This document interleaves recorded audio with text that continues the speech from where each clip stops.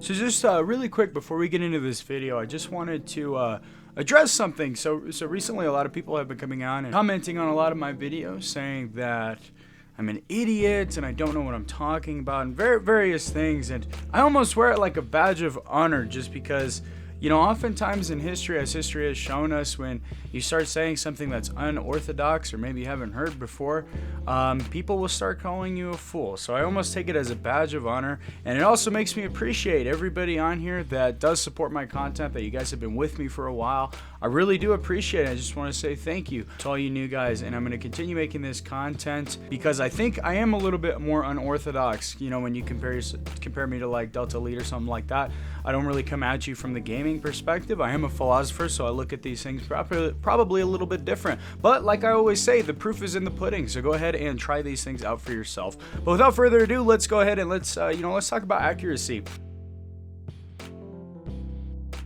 One of my subscribers actually commented on one of my videos. His name's Kenny, so this video is dedicated basically to Kenny, who was asking me about accuracy. If I had any tips, if I made any videos about how to be accurate in the game and whatnot. And you know, truthfully, I had to tell him I haven't made those videos. So I did make this video in response because I thought that is a really good topic. I thought that's something that you can dive into a little bit more.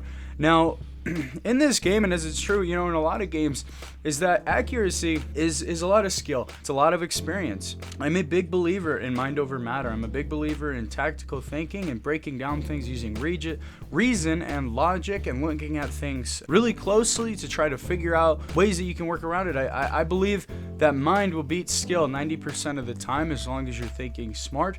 Now, with that being said, these are my tips to try to, you know, help you with your accuracy, to land more of your shots, and to ultimately get more kills. So the first one I wanted to start with is the very basic, you know, how to aim.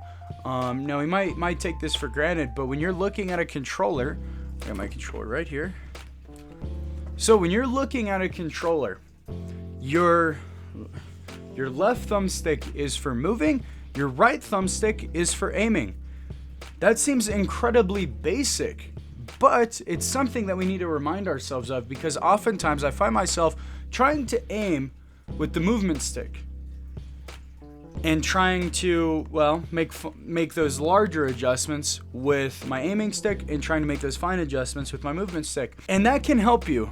It definitely can, but there is a problem with that. If you're behind cover, you do not want to be moving out from that cover.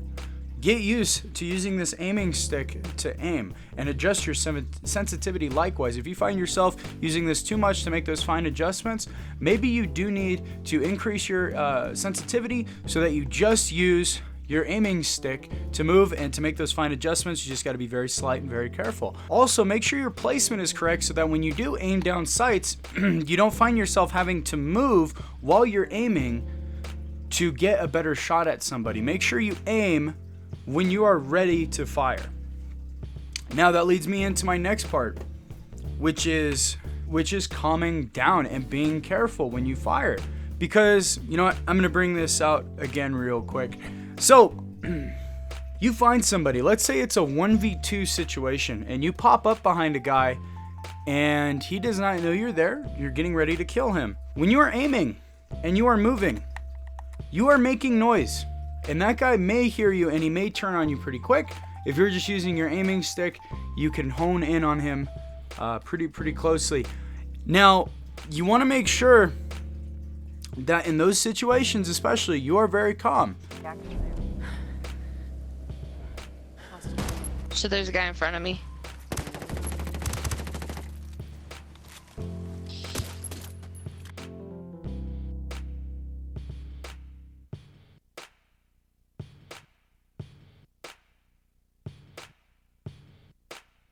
It'll be active soon. Got him. And that you're not spraying fire, and you're not finding yourself, let's say, you know, a guy's over here and your sight's down here, and you aim and you overshoot, you overcompensate, you go past, you miss a few shots, you come back, you pass, you overcompensate. There's a few things that can be caused by. A lot of people think, oh, I overcompensated on that shot, I need to decrease my sensitivity because I went past my target. Not necessarily the case. Sometimes you get anxious. Sometimes you're not in a calm state of mind, so you're going to jerk this all the way to the side to aim instead of just making that fine adjustment right there and lining up your shots. So stay calm, and that's going to be the best way to deal with that. Of course, I am a big proponent of meditation. I'm not saying you guys need to sit in a room dark for 2 hours cross-legged in order to not miss a fucking shot, but it definitely helps. Now, also take advantage of the third person perspective. This game is very unique in that it does give you the option for a third person's perspective. Now, use that in situations. So let me give you an example. When I use the third person, I'm mainly using that when I'm expecting somebody close to me, especially when I'm clearing out a building, because this has happened to me more than once. When I am aiming down sights and I am moving past a doorway or into a building or something, and I'm aimed like this, it has happened to me where people are crouched or they're laying down and they're down here and I can't see them. My gun is blocking my view. So when I go into that third person's perspective, I find at close ranges, it doesn't affect my accuracy, and I'm going to hit more shots because I'm probably going to see them more. And in fact, happened to me. It was a 3v1 situation. We were looking for this guy. I knew which building he was in. I crouched around, aimed down sights. My sight blocked me. He was laying down, and he killed me. Yeah, that is something that can be avoided, and it should be avoided at all costs.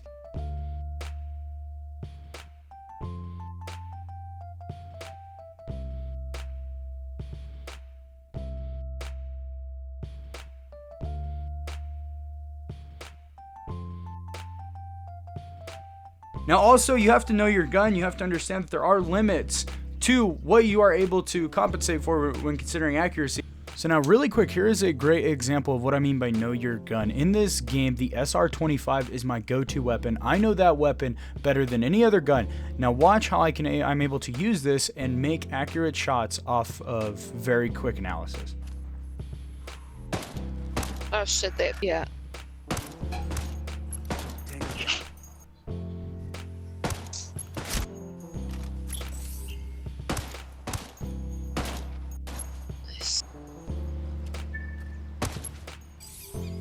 Oh, he's right there. One hostile Nice. remaining. Let's get this done. Like, guys, like, the fucking things up there get me. Enemy forces You know, I want to make two distinctions here. There is a difference between aim and accuracy, although those two are inextricably linked, because your aim is where you are looking at your sight, and your accuracy is where your bullets go. Now, those are two separate things, but they are definitely individually linked.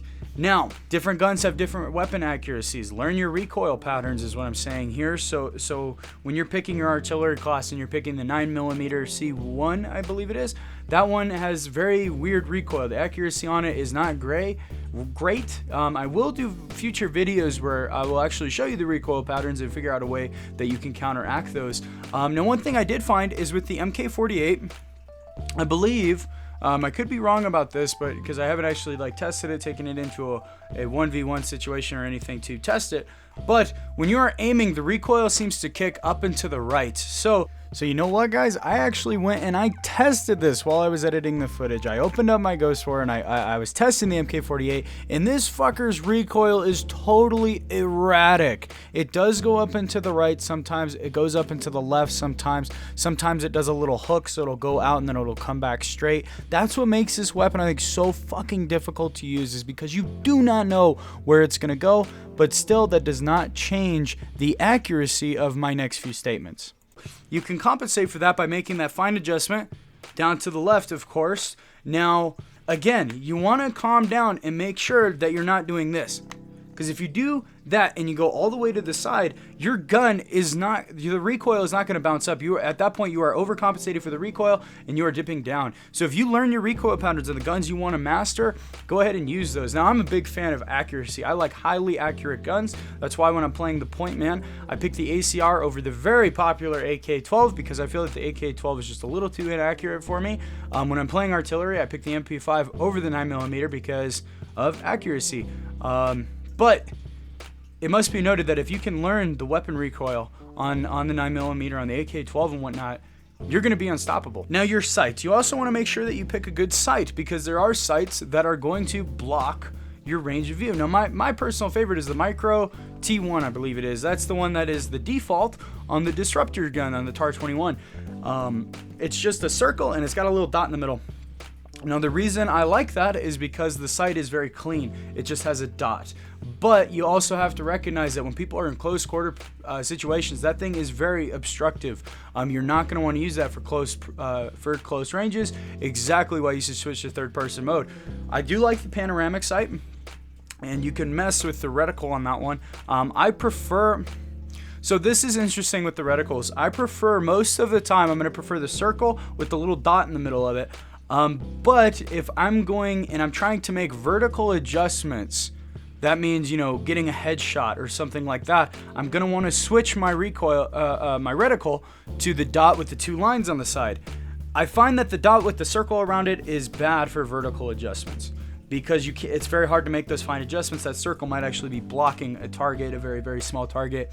Now with the dot and the 2 lines on the middle, that's going to be worse for horizontal adjustments. So I'm going to pick the circle with the dot in the middle. That's just my take on it. Please let me know what you guys think down in the comment section below. One thing I found that is really effective for me is, well, one thing that's kind of cool about this game, let me start from here, is that when you are behind cover and you have that little arrow, you know, you just hold L2, or you hold your aim button and you'll pop up over the cover and you'll be able to shoot from cover and whatnot. You can line up shots that way. Very useful. It's really good, but I don't like it. I'm going to be honest with you. When I'm trying to play highly accurate and when I'm playing more competitive, I don't like doing that. I don't like slipping out from the side or slipping over, because I am less accurate with that. I have to line up my shot from the hip fire. You know what I mean? I have to try to estimate where my shot's going to be.